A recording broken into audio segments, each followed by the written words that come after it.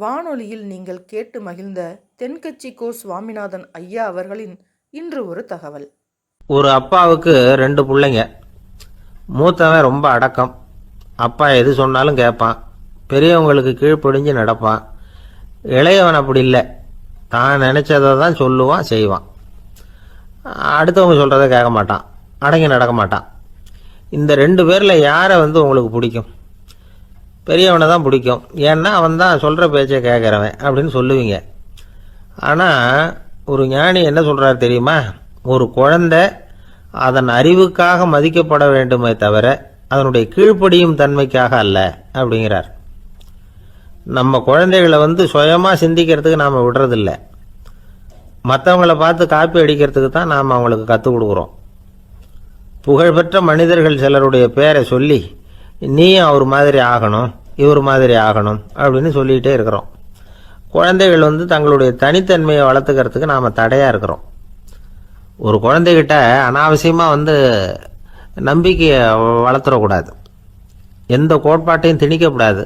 நாம் ஏற்கனவே அர்த்தமில்லாத கருத்துக்களையும் கொள்கைகளையும் மனசில் போட்டு நிரப்பி வச்சிருக்கிறோம். இந்த உலகத்துக்கு புதுசாக சேர்ந்திருக்கிற ஒரு குழந்தையின் தூய்மையான மனசில் நம்ம கருத்துக்களை அறிமுகம் செய்ய அல்லது திணிக்கிறதுக்கு நமக்கு எந்த அதிகாரமும் கிடையாது. ஒரு குழந்தைய நீ இந்த மதத்தை சேர்ந்தவன் அப்படின்னு பிறந்ததுமே ஒரு முத்திரை குத்தி போடுறோம். இது அதோட சுதந்திரத்தை ஆரம்பத்திலேயே கிள்ளி எறிகிறது மாதிரி தான். நீங்கள் ஒரு மதத்தின் வழிமுறைகளை கடைப்பிடிச்சிக்கிட்டு வர்றீங்க, அந்த வழியில் போய்கிட்டு இருக்கிறீங்க, சரி, அதனால் போகிறீங்க. அதுக்காக உங்கள் குழந்தையையும் அதே வழியில் தான் வரணும் அப்படின்னு கட்டாயப்படுத்துறதுக்கு உங்களுக்கு என்ன உரிமை இருக்குது? அந்த குழந்தை சுயமாக சிந்திச்சு ஒரு முடிவுக்கு வரட்டுமே, அதுக்கு நீங்கள் ஏன் தடையாக இருக்கிறீங்க? நமக்கு உண்மையிலேயே நம்ம குழந்தை மேலே அன்பு இருந்தால் இது மாதிரி திணிப்பு வேலைகளை செய்யக்கூடாது. திணிப்பு வேலைகளிலிருந்து குழந்தைகளை காப்பாற்றினா போதும். அதுதான் ரொம்ப முக்கியம். அடுத்த தலைமுறை அற்புதமான தலைமுறையாக உருவாகும். நாம் தான் சாதி மத சங்கடங்களில் மாட்டிக்கிட்டு தவிக்கிறோம். அவங்களாவது சாதி மத வேறுபாடு இல்லாத சமுதாயத்தை பார்க்கட்டுமே, அந்த சௌகரியங்களை அனுபவிக்கட்டுமே. அதுக்கு நாம் என்ன செய்யணும்னா ஒன்றும் செய்யாமல் இருந்தால் போதும். ஒரு குழந்தைகிட்ட நம்ம கருத்தை திணிக்கும் பொழுது என்ன ஆகுது தெரியுமா? அது அவனை அவங்கிட்ட இருந்தே அப்புறப்படுத்தி விடுது. அவனுடைய தனித்தன்மையை அழிச்சுடுது. அவனை ஒரு எல்லைக்குள்ளே திணிச்சுடுது. இதெல்லாம் அன்புங்கிற பேரால் பெற்றோர்கள் செய்கிற தப்பு. இதெல்லாம் கேட்டுக்கிட்டு இந்த காலத்தில் அப்பா ஒருத்தர் சொன்னார், நான் கருத்துக்களை எல்லாம் என் பையன்கிட்ட திணிக்கிறது இல்லைங்க, ஆனால் அதிகமாக சாப்பிட சொல்லி கட்டாயப்படுத்துவேன் அப்படின்னார். உங்கள் வீட்டு சமையல் அவ்வளோ நல்லா இருக்குமான்னு கேட்டாங்க. நல்லா இருந்தால் நான் ஏன் அவனை சாப்பிட சொல்லி கட்டாயப்படுத்த போகிறேன் அப்படின்னார். ஒருத்தன் எப்படி நடந்துக்கிறாங்கிறத வச்சு தான் அந்த ஆள் எப்படிங்கிறத நாம் முடிவு பண்ணுறோம். ஆளுமைன்னு சொல்கிறோம்ல, அதுக்கு சூழ்நிலைகளை ஆளுகின்ற தன்மை அப்படின்னு விளக்கம் கொடுக்குறார் ஒரு உளவியல் நிபுணர். சரி, ஒரு மனிதனுடைய ஆளுமையை உருவாக்குகிற விஷயங்கள் என்னென்ன? பிறப்பு, வளர்க்கப்பட்ட விதம், படிப்பு, நண்பர்கள், சமுதாயம், இப்படி நிறைய உண்டு. ஆளுமையின் அடிப்படையில் சில மனநோய்கள் உண்டாகுது. அதெல்லாம் என்னென்னங்கிறத தெரிஞ்சு வச்சுக்கிட்டோம்னா நம்ம கூட இருக்கிறவங்கள அடையாளம் கண்டுபிடிக்கிறதுக்கு அது ரொம்ப உபயோகமாக இருக்கும். ஃப்ரெனாய்டு ஆளுமை அப்படின்னு ஒன்று. இந்த கோளாறு உள்ளவங்க எப்படி இருப்பாங்க தெரியுமா? அதிக உணர்ச்சி, சந்தேகம், பொறாமை இதெல்லாம் அதிகமாக இருக்கும். வளைஞ்சு கொடுக்க மாட்டாங்க. அடுத்தவங்களோட இணக்கமான உறவு இருக்காது. அவங்க செய்கிற தப்புக்கெல்லாம் அடுத்தவங்களை குறை சொல்லிகிட்டு இருப்பாங்க. இது ஒரு ரகம். அடுத்தது ஸ்கிசாய்டு ஆளுமை அப்படின்னு சொல்கிறாங்க. இந்த கோளாறு உள்ளவங்க அடுத்தவங்களோட பழக கூச்சப்படுவாங்க. சின்ன வயசுலேயே இது ஆரம்பமாயிடுது. பகல் கனவுலேயே சஞ்சரிப்பாங்க. அவங்களுடைய விரோதம், கோபம் இதை கூட வெளியில் காட்டிக்க முடியாமல் இருப்பாங்க. இவங்களுக்கு அகமுகம், பிரச்சனைகள்லேருந்து ஒதுங்கி எதுலேயும் ஈடுபாடு இல்லாதவங்களாக இருப்பாங்க. இப்படி ஒரு ரகம். அடுத்தது சைக்ளோதமிக் ஆளுமை அப்படின்னு சொல்கிறாங்க. அது என்னென்னா உணர்ச்சிகளில் ஏற்றத்தாழ்வு அதிகமாக இருக்குமா. சில சமயம் பார்த்தா மகிழ்ச்சியாக இருப்பாங்க, சில சமயம் சோகமாக உட்காந்துருப்பாங்க. அவங்க மனநிலைக்கு தகுந்த மாதிரி சமூக நிகழ்ச்சிகளில் பங்கெடுத்துக்குவாங்க. இன்னொரு வகை என்னென்னா எண்ணப்பீடிகை ஆளுமை அப்படின்னு பேர் வச்சுருக்கிறாங்க. அதுக்கு இவங்களுக்கெல்லாம் கரெக்டாக இருக்கணும், எல்லாம் சட்டத்திட்டம், இதுலேயும் ஒரு ஒழுங்குமுறை, இப்படி எதிர்பார்க்குற மனோபாவம். இவங்க எதிர்பார்ப்புக்கும் அரண்முறைக்கும் மற்றவங்க கட்டுப்படணும்னு நினைப்பாங்க. இந்த நிலைமை நீடிச்சா என்ன ஆகும் தெரியுமா? அலைக்கழிக்கிற எண்ணங்கள் திரும்ப திரும்ப ஒரே செயலை செய்ய தூண்டுற மன தளர்ச்சிக்கு ஆளாயிடுறாங்க. அடுத்தது ஹிஸ்டீரியா ஆளுமை. சின்ன விஷயத்தையெல்லாம் பெருசுபடுத்தி நாடகமாக்குற நடிகர்கள் இவங்க. உணர்ச்சி அதிகம் உள்ளவங்க. இவங்க மன எழுச்சியில் பக்குவமின்மை, குழந்தைத்தனம், முதிர்ச்சியின்மை எல்லாம் இருக்கும். தன்னலம் மிக்க குணம். பிறர் தன்னை மட்டுமே கவனிக்கணும்னு நினச்சி செயல்படுறது, இதெல்லாம் இவங்க அடையாளம். அடுத்த ரகம் எப்படின்னா வளர்ச்சியற்ற ஆளுமைன்னு சொல்கிறாங்க. அடுத்தவங்களோட இணங்கி போக முடியாதவங்க, அறிவு, மன எழுச்சி, சமூக உறவு இதில் எல்லாம் போதுமான வளர்ச்சியையும் நிறைவையும் பெற முடியாதவங்க. இவங்களால வாழ்க்கையில் முன்னேற முடியாது. பிச்சைக்காரங்க, குற்றவாளிகள் இவங்ககிட்டெல்லாம் இது மாதிரியான ஆளுமை அதிகமாக இருக்குமா. அடுத்தது என்னென்னா சோர்வுடைய ஆளுமை. எதுலேயும் உற்சாகம் இல்லாமல் சோர்ந்து போயிருப்பாங்க. அதுக்கெல்லாம் நமக்கு வலிமை இல்லைப்பா அப்படின்னு சொல்லிட்டு இருப்பாங்க. சின்ன விஷயங்களுக்கெல்லாம் அதிர்ச்சி அடையிறது, வாழ்வின் சுவையை அனுபவிக்க முடியாதவங்க. இன்னொரு ரகம் இது கொதித்தெழும் ஆளுமைங்கிறாங்க. எதுக்கு எடுத்தாலும் ஆத்திரம், குரோதம், வன் செயல் இதுலெல்லாம் ஈடுபாடு இப்படி உள்ளவங்க. நத்தை வகை ஆளுமை அப்படின்னு ஒன்று. அடுத்தவங்க மேலே விரோதம் இருக்கும், அடிக்கணுங்கிற எண்ணம் இருக்கும். ஆனால் அதை அப்படியே வெளியில் காட்டாமல் அதே சமயம் அமைதியான முறையில் வெறுப்பை வெளிக்காட்டுற ரகம். இவங்கெல்லாம் பேசாமல் கம்முன்னு இருந்துக்கிட்டே நினைச்சதை நிறைவேற்றிக்கிடுவாங்க. முன்ஜாக்கிரதை ஆளுமை அப்படின்னு ஒரு ரகமா. பாதுகாப்பின்மை, சந்தேகம், முழுமையின்மை, அறவேக்காட்டுத்தனம் இந்த மனப்போக்கு அதிகமாக இருக்கிறதுனால அகம்பாவம், புடிவாதம், எச்சரிக்கை எல்லாம் அளவுக்கு மீறி இருக்கும். இதுவரைக்கும் நாம் பேசிக்கிட்டு இருந்த ஆளுமை பண்புகள் அளவுக்கு அதிகமாக போயிட்டுதுன்னா ஆளுமை கோளாறுகள் ஏற்படும். அதன் அடிப்படையில் மனவியாதிகள் வருமா. அதனால் இணக்கமான எல்லாரும் விரும்புகிற இயல்பான ஆளுமையை பெறுவதற்கு நாம் முயற்சி செய்யணும் அப்படிங்கிறது மனோதத்துவ நிபுணர்களுடைய ஆலோசனை. ஒருத்தர் ஒரு மனோதத்துவ டாக்டரை தேடிட்டு வந்தாராம்.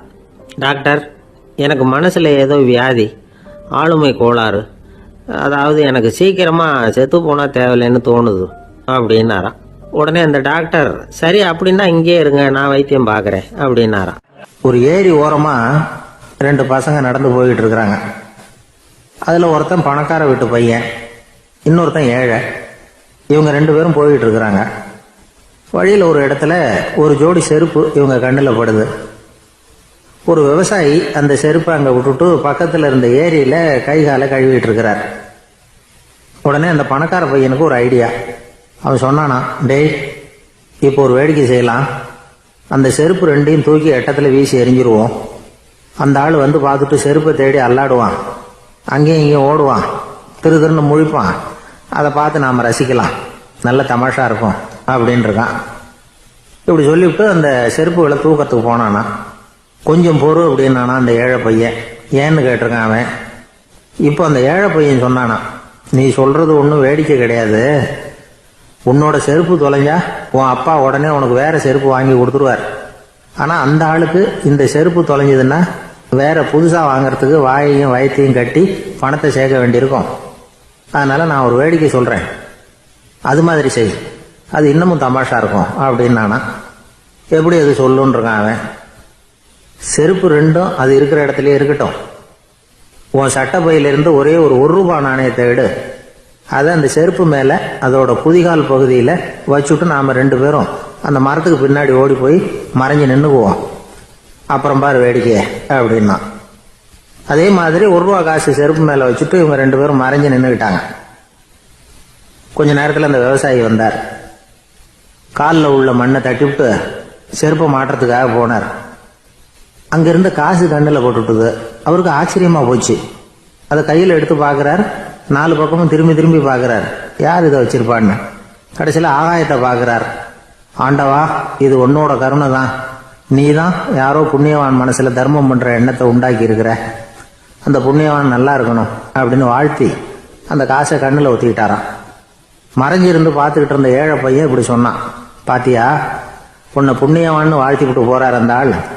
அவருக்கும் சந்தோஷம், அதை பார்த்து நமக்கும் சந்தோஷம். உனக்கு ரூபாங்கிறது ஒரு பெரிய விஷயம் இல்லை, ஆனால் அதனால நமக்கு கிடைச்சிருக்கிற மகிழ்ச்சி ரொம்ப உயர்வானது அப்படின்னு நானும்.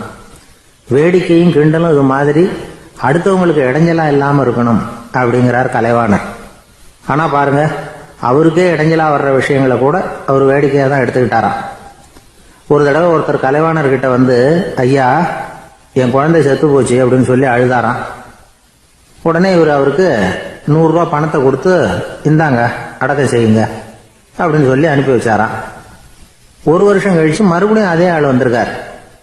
இவர் மறந்துருப்பாருங்கிற நினைப்புல, அண்ணே என் குழந்தை இறந்து போச்சுண்ணே அப்படின்னாராம். இவர் மறுபடியும் 100 ரூபாய் கொடுத்து ஆறுதல் சொல்லி அனுப்பி வச்சாராம். 7-8 மாசம் கழிச்சு மறுபடியும் அதே ஆள் வந்திருக்கார். அவர் வாயை திறக்கிறதுக்கு முன்னாடியே இவர் 100 ரூபாய் அவர் கையில வச்சு, போன 2 தடவை தான் குழந்தை செத்து போச்சு, இந்த தடவையாவது அதை சாகாம காப்பாத்தி விடு அப்படின்னு சொல்லி அனுப்பி வச்சாரா. அதுக்கப்புறம் அந்த ஆள் வர்றதே இல்லையா. ஒருத்தர் ஓடி வந்தார்.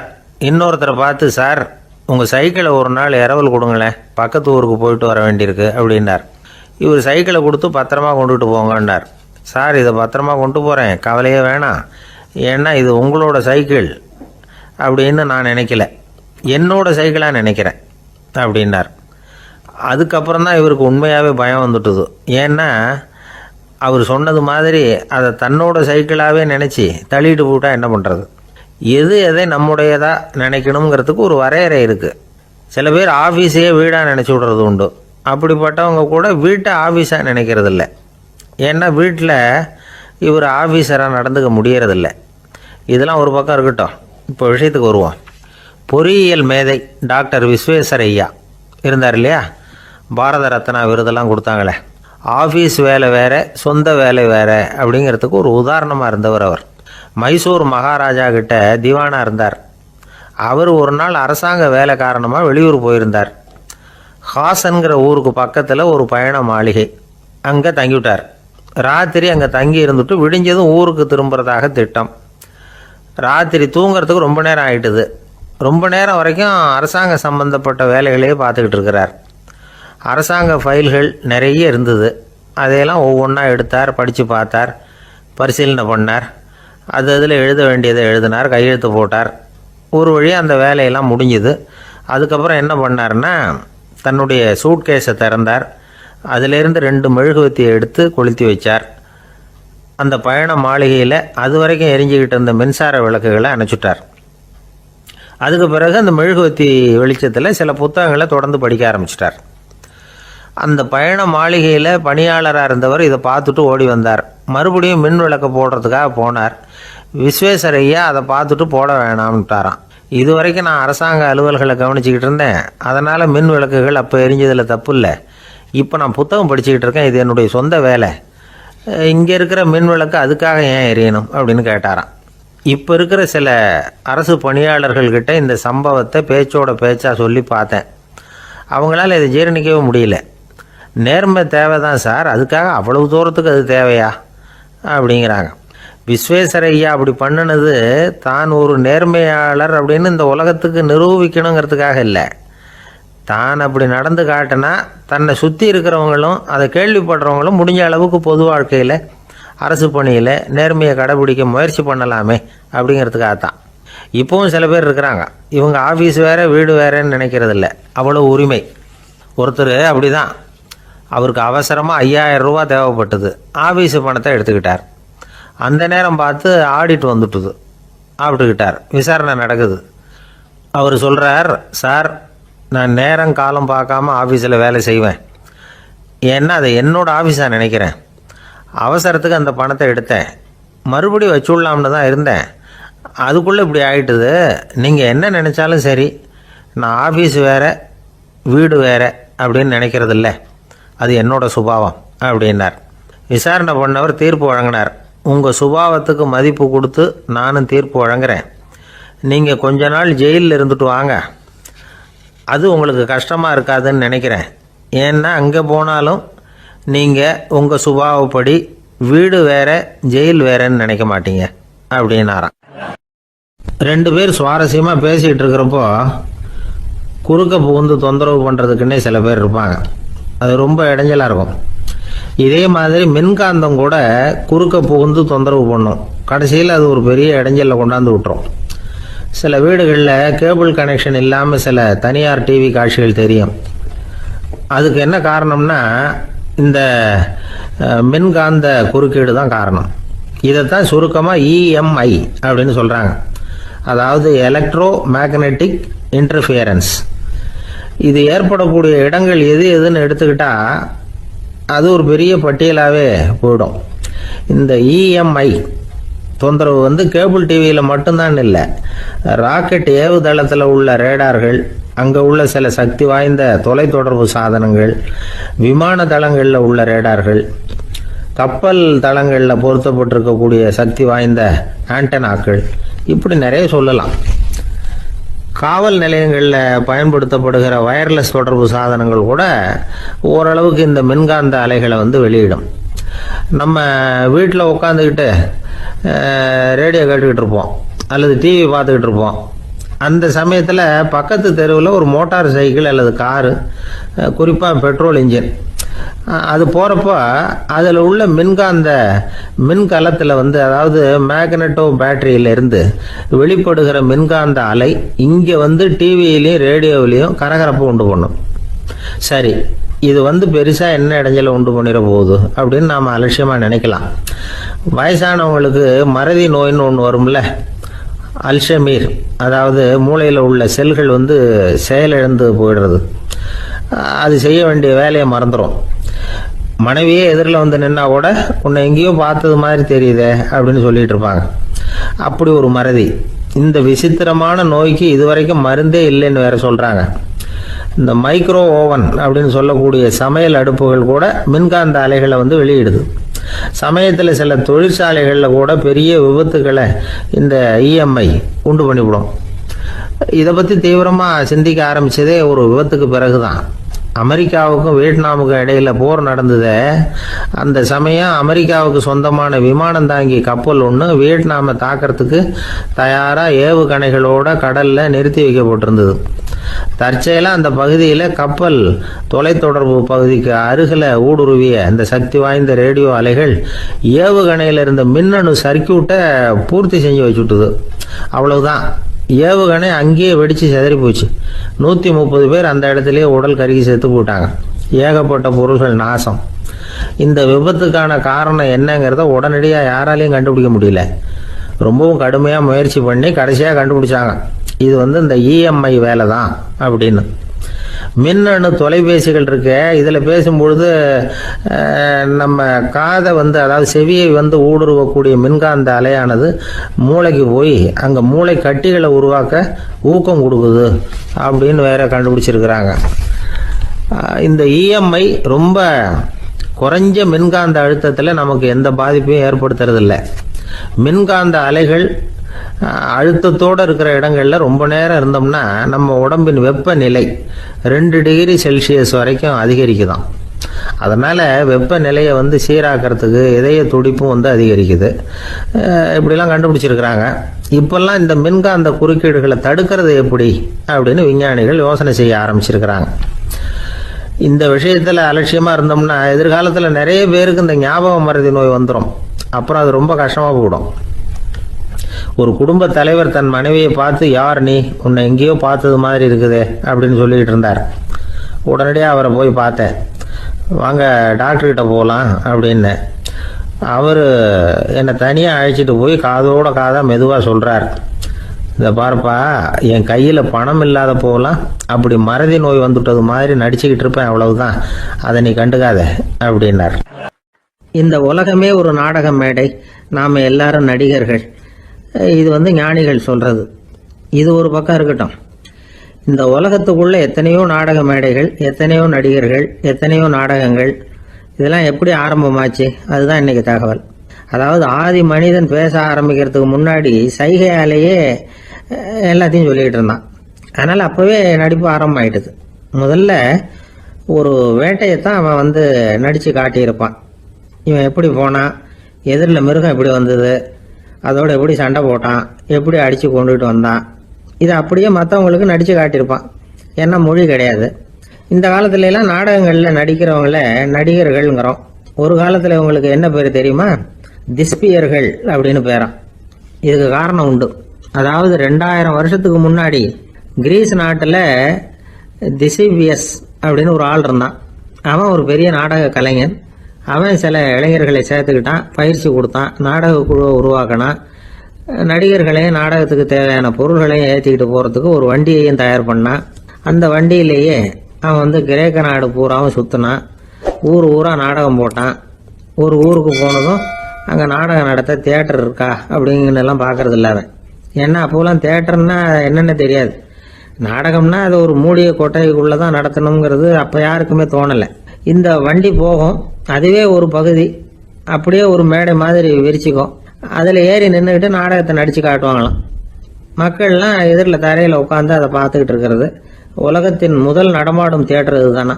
இந்த திசிபிஎஸ் தான் முதலாக உலகத்தில் நாடகம்ங்கிற பொழுதுபோக்கை நடத்தி காட்டினவன் அப்படின்னு சொல்கிறாங்க. அவன் சொந்தமாக நாடகம் எழுதுனா, நடித்தான், நாடகத்தை இயக்கினான். அதனால தான் அவனை first man of the theatre அப்படின்னு சொல்லுவாங்க. அவன் தான் நாடக மேடையின் முன்னோடி. கிரேக்கர் காலத்திலேயே நாடக ஆசிரியர்கள், நடிகர்கள், ரசிகர்கள் இவங்கெல்லாம் உருவாயிட்டாங்களாம்.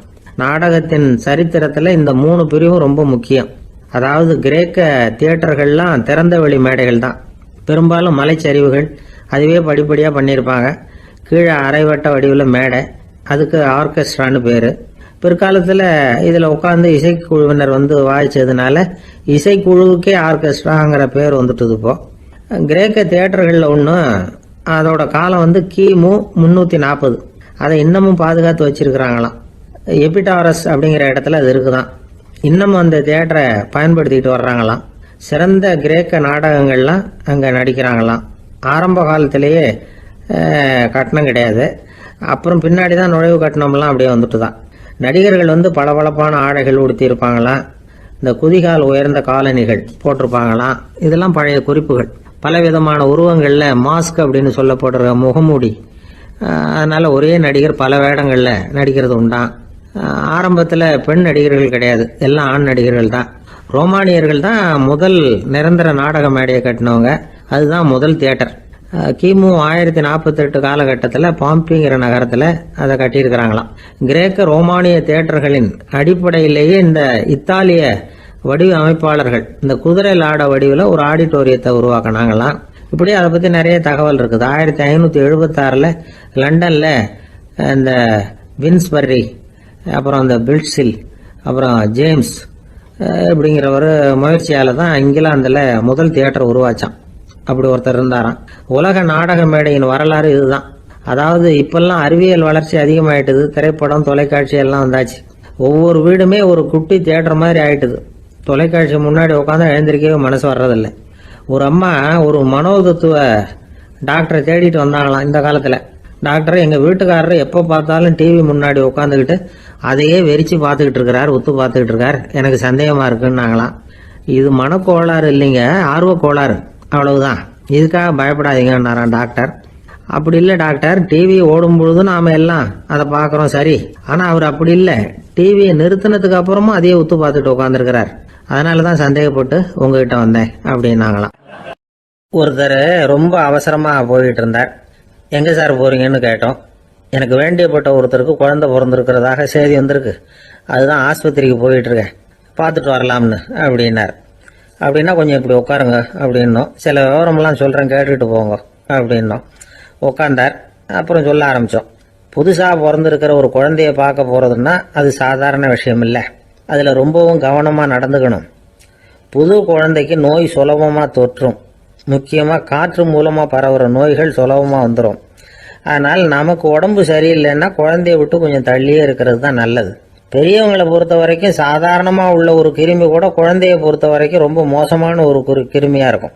சில வெளிநாடுகள் எப்படி தெரியுமா, பிறந்த குழந்தை தூங்கிட்டு இருக்கிற ஒரு ரூமுக்கு போகணும்னா போகிறவங்க முகமூடி போட்டுக்கணும், காலணிகளை மாற்றிக்கணும், அவ்வளவு சுத்தமாக உள்ளே போய் பார்த்துட்டு வரணும். பொதுவாக சில ஆஸ்பத்திரிகளில் பார்த்தீங்கன்னா பார்வையாளர்கள் நேரத்தில் விசிட்டிங் ஹவர்ஸ் தாயை விட்டு குழந்தைய தனியாக பிரித்து வச்சுருவாங்க. எதுக்குன்னு நினைக்கிறீங்க? அந்த நேரம் பல பேர் வருவாங்க போவாங்க, அவங்க கை கால் சுத்தமாக இருக்காது. சுத்தம் இல்லாத கைகள் மூலமாக கிருமிகள் பரவும். சுத்தம் இல்லாத கைன்னா மண்ணு தூசி படிஞ்சிருக்கிற கை மட்டும் தான் அர்த்தம் இல்லை. சாலையில் கையை வீசிக்கிட்டு நடந்து வர்றீங்க, குழந்தைய பொறுத்த வரைக்கும் அது கூட சுத்தம் இல்லாத கை தான். தாயை தவிர மற்றவங்க குழந்தைய தூக்காமல் பார்த்துக்கிறது நல்லது. தாய் கூட அளவோட கொஞ்சிறதோட நிறுத்திக்கணும். புதுசாக ஒரு குழந்தைய பெற்றிருக்கிற பொண்ணுக்கிட்ட மற்ற தாய்மார்கள் ஏதாவது சொல்லிக்கிட்டே இருப்பாங்க. குழந்தைய அப்படி வளர்க்கணும், இப்படி வளர்க்கணும் அப்படின்னு ஏதாவது அட்வைஸ் பண்ணிக்கிட்டே இருப்பாங்க. இப்படி ஓவராக அறிவுரை பண்ணுறது அந்த பொண்ணை குழப்பி விட்டுரும். அதனால் அப்படிலாம் பண்ணக்கூடாது. அந்த பெண்ணே ஏதாவது கேட்டால் கூட டாக்டர் சொல்ல வேண்டிய விவரங்களை எல்லாம் நாமே சொல்லிக்கிட்டு இருக்கக்கூடாது. புதுசாக பிறந்திருக்கிற குழந்தைய மட்டும்தான் இப்படி பார்க்கணும்னு இல்லை. ஒரு நோயாளி குழந்தைய பார்க்க போகிறதுனா கூட ரொம்ப எச்சரிக்கையாக தான் நடந்துக்கணும். ஒரு தின்பண்டமோ விளையாட்டு சாமானோ அந்த குழந்தைக்கு நாம் வாங்கிட்டு போகிறதா வச்சுக்குவோம். அதை நேராக கொண்டுகிட்டு போய் அந்த குழந்தைகிட்டே கொடுக்கக்கூடாது. அதோட அப்பா அம்மா கிட்ட ரகசியமாக கொடுக்கலாம். அவங்க முடிவு பண்ணட்டும் குழந்தைகிட்ட அதை கொடுக்கலாமா வேண்டாமாங்கிறத. அவங்களுக்கு தான் தெரியும் அதோட மனசும் உடம்பும். உங்கள் அக்கறையை காட்டுறதா நினச்சிக்கிட்டு குழந்தை வாயில் எதையும் கொண்டுட்டு போய் போடாதீங்க. போகிறப்போ உங்கள் வீட்டு குழந்தையும் அழைச்சிட்டு போகாதீங்க. இது நோயை வாங்கிட்டு வந்துடும், அல்லது புதுசாக ஒரு நோயை அதுக்கிட்ட கொடுத்துட்டு வந்துடும். என்னதான் உங்களுக்கு பழக்கமான குழந்தையா இருந்தால் கூட அதுக்கு விருப்பம் இல்லைன்னா பேசக்கூடாது. அங்கே போய் அவங்க பள்ளிக்கூடத்தை ஞாபகப்படுத்திகிட்டு இருக்கக்கூடாது. நோயில் இருக்கிறப்ப ஸ்கூலை பற்றி பேச அது விரும்பாது. ஆஸ்பத்திரியை விட்டு வெளியில் புறப்படுறப்போ குழந்தைகிட்ட சொல்லணும்னு அவசியம் இல்லை. அதோட அப்பா அம்மா கிட்ட சொல்லிவிட்டு புறப்பட்டா போதும். குழந்தை கோபிச்சிக்காது. சமூக சம்பிரதாயத்தை பற்றி அது கவலைப்படுறதில்லை. இப்படி எல்லா விவரமும் நம்ம எதிரில் உட்காந்துருந்தவங்க கிட்ட சொல்லி முடித்தோம். ரொம்ப நன்றி சார் அப்படின்னு சொல்லிவிட்டு அவர் புறப்பட்டார். குழந்தைங்க கொஞ்சம் வளர்கிற வரைக்கும் தான் நாம் எச்சரிக்கையாக இருக்கணும்னு இல்லை, வளர்ந்த பிறகு இன்னும் எச்சரிக்கையாக இருக்கணும். ஒரு பையன் பள்ளிக்கூடத்துலேருந்து திரும்பி வீட்டுக்கு வந்தான். முகம் பூரா நகத்தால் கீறி இருந்தது. அப்பா பார்த்து பயந்துட்டார். யாருடா உன்னை இப்படி பண்ணது அப்படின்னார். என் கூட படிக்கிற இன்னொரு பையன். நாளைக்கு உன் கூட பள்ளிக்கூடத்துக்கு வர்றேன், நீ எனக்கு அவனை அடையாளம் காட்ட முடியுமான்னார். அது ரொம்ப சுலபம். நான் பையன் எப்படின்னார் அப்பா. அவன் காதில் ஒன்றை கையோடு எடுத்துகிட்டு வந்திருக்கிறேன், இதோ என் பையில தான் வச்சுருக்கேன் அப்படிங்கிறான் அந்த பையன். சாலை ஓரமாக அழுதுகிட்டு உட்காந்துருந்தான். பிச்சை எடுத்து சாப்பிட்ற ஒருத்தன் அந்த பக்கமாக வந்தான். இவனை பார்த்தான். ஏன் அழுதுகிட்டு உட்காந்துருக்கிற, என்னாச்சு உனக்கு அப்படின்னு கேட்டான். அதுக்கு இவன் சொன்னான், என்கிட்ட ஒன்றுமே இல்லை, நான் இந்த உலகத்தில் இருந்து என்ன பிரயோஜனம், அதனால தான் அழுதுகிட்டு இருக்கிறேன் அப்படின்னா. உன்கிட்ட மறைஞ்சிருக்கிற புதையல் என் கண்ணுக்கு நல்லா தெரியுது, அது உனக்கு புரியல, அதனால தான் அழுதுகிட்டு இருக்கிற அப்படின்னா. என்னது புதையல் இருக்குதா, உன் கண்ணுக்கு தெரியுதா அப்படின்னு கேட்டான். ஆமாம் எனக்கு தெரியுது, அந்த புதையலை நீ விற்கிறதுக்கு தயாராக இருக்கிறியா அப்படின்னு கேட்டான் இவன். இதை கேட்டதும் அந்த இளைஞனுக்கு ரொம்ப ஆச்சரியமாக போச்சு.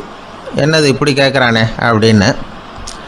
என்கிட்ட ஒரு காசு கூட இல்லையே, அப்படி இருக்கிறப்போ புதையல் எங்கேருந்து வந்தது அப்படின்னா. இந்த நேரத்தில் அந்த பிச்சைக்காரன் சிரித்தான். இப்படி தான் இந்த உலகத்தில் எல்லோரும் சொல்லிகிட்டு இருக்கிறாங்க, என்கிட்ட ஒன்றுமே இல்லைன்னு சொல்லி. ஆனால் அவங்கக்கிட்ட தான் புதையல் இருக்குது, நீ வேணும்னா என் கூட வா, நம்ம நாட்டு அரசர்கிட்ட போவோம், உங்ககிட்ட இருக்கிற புதையலை அவர் நல்ல விலைக்கு எடுத்துக்குவார் அப்படின்னா. அது எப்படி உனக்கு தெரியும்னா, இதுக்கு முன்னாடியும் இது மாதிரி பல பேரை நான் ராஜா கிட்ட அழைச்சிட்டு போயிருக்கிறேன், அதனால தான் உன்னை பார்த்தேன், உன்னையும் கூப்பிட்றேன், நீ சரின்னு சொன்னால் உன்னை அழைச்சிட்டு போகிறேன், உங்ககிட்ட இருக்கிற புதையலை அவர் நல்ல விலை கொடுத்து எடுத்துக்குவார் அப்படின்னு சொன்னான். இவன் இப்படி சொல்கிறதும் அந்த இளைஞனுக்கு ஒன்றுமே புரியல. இது என்னது இந்த ஆள் இப்படி சொல்லிக்கிட்டு இருக்கிறான், நம்மக்கிட்ட என்ன இருக்குது, அதுவும் இல்லாமல் இவனே பிச்சை எடுத்து சாப்பிட்டுக்கிட்டு இருக்கிறான், இவன் போய் நம்மளை ராஜா கிட்ட அழைச்சிட்டு போகிறேங்கிறானே என்ன அப்படின்னு சொல்லி அவன் யோசனை பண்ணான். என்ன யோசிக்கிற, உனக்கு பணம் வேணும்னா என்னோட வா அப்படின்னா. இளைஞன் ஒரு முடிவுக்கு வந்தான். சரி, இங்கேயே உட்காந்துக்கிட்டு இருக்கிறத விட அங்கேயாவது போய் பார்ப்போமே, இங்கே அழுதுட்டு உட்காந்துருக்கிறதுல என்ன பிரயோஜனம், ஏதோ கூப்பிட்றான் போய் பார்த்துட்டு வருவோமே அப்படின்னு சொல்லி அவன் கூட புறப்பட்டான். பிச்சைக்காரன் முன்னாடி போயிட்டே இருக்கிறான், இந்த இளைஞன் பின்னாடி நடந்து போயிட்டுருக்கான். ரெண்டு பேரும் அரண்மனையை நோக்கி போகிறாங்க. பாதி வழி போயிருப்பாங்க. வழியில் அந்த பிச்சைக்காரன் சொன்னான், இதை பாரு, முன்னாடியே சில விஷயங்களை நாம் பேசிக்க வேண்டியிருக்கு, சரியாக தெளிவாக முடிவு எடுத்துக்கிட்டு அதுக்கப்புறம் ராஜாக்கிட்ட போகணும். ஏன்னா அங்கே போய் அது முடியாது இது முடியாதுன்னு நாம் நமக்குள்ளே சண்டை போட்டுக்கிட்டு இருக்க முடியாது. ராஜாவுக்கு விலையை பற்றி கவலையே இல்லை, எவ்வளவு சொன்னாலும் நமக்கு பணம் கிடச்சிரும். ஆனால் அதுக்கப்புறம் நான் இதை விற்கிறதுக்கு தயாராக இல்லைன்னு சொல்லிடக்கூடாது. அதனால் புதையலை விற்கிறதா இல்லையாங்கிறத இங்கேயே தெளிவாக முடிவு செஞ்சுக்கணும், இல்லைன்னா ராஜா கிட்ட போய் அங்கே போய் குழப்பிக்கிட்டு இருக்க முடியாது அப்படின்னு சொன்னான். இளைஞனுக்கு ஒன்றுமே புரியல. என்ன சொல்கிற நீ, என்கிட்டயா புதையலா, எங்கே இருக்குது அப்படின்னு சொல்லி குழம்பி போனான். இப்போ அந்த பிச்சைக்காரன் சொன்னான், இதை பாரு, இப்போ உதாரணத்துக்கு உன்னுடைய கண்களை எடுத்துக்கோ. அதுக்கு நீ என்ன விலை கேட்டுற போகிற?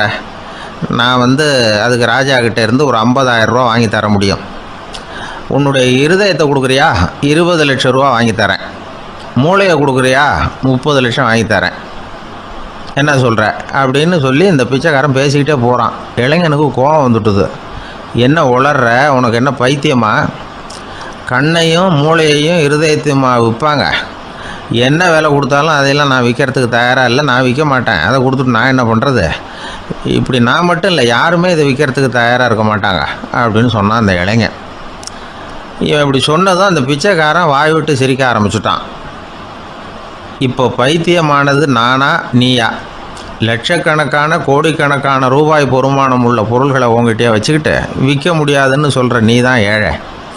என்கிட்ட ஒன்றுமே இல்லைன்னு மரத்தடியில் உட்காந்து அழுதுகிட்டு இருக்கிறியே அப்படின்னு சொன்னான். இன்றைக்கி பார்த்திங்கன்னா பல பேர் தன்கிட்ட புதைஞ்சிருக்கிற ஆற்றலை புரிஞ்சிக்க முடியாமல் அவதிப்பட்டுக்கிட்டு இருக்கிறாங்க. நம்மக்கிட்ட என்ன இருக்குங்கிறது அவங்களுக்கு தெரியறதில்ல.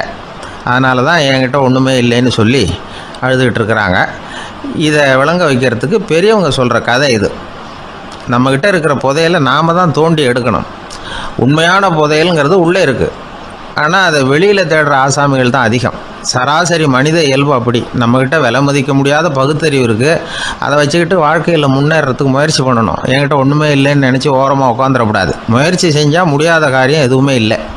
ஒரு ரயில்வே ஸ்டேஷன் பக்கம் வெளியில் ஒரு டாக்ஸி நின்றுட்டு இருந்தது. அந்த பக்கமாக வந்த ஒருத்தர் டாக்ஸி டிரைவரை பார்த்து சொன்னார், ஐயா, உங்கள் வண்டியில் பின் சீட்டில் ஒரு மணி பர்ஸு கிடக்கு, யாரோ மறந்து விட்டுட்டு போயிருக்கிறாங்க அப்படின்னாரு. இல்லை, அது காலி பர்ஸு தான், நான் தான் அதை அங்கே போட்டு வச்சுருக்கிறேன்னார் டிரைவர். ஏன்னு கேட்டார் அவர். இதுக்கு டிரைவர் சொன்னார், அதை பார்க்குற யாராவது அதை எடுத்துக்கலாம்ங்கிற ஆசையிலையாவது சவாரிக்கு வருவாங்க, அதுக்காக தான் போட்டு வச்சுருக்கிறேன் அப்படின்னார்.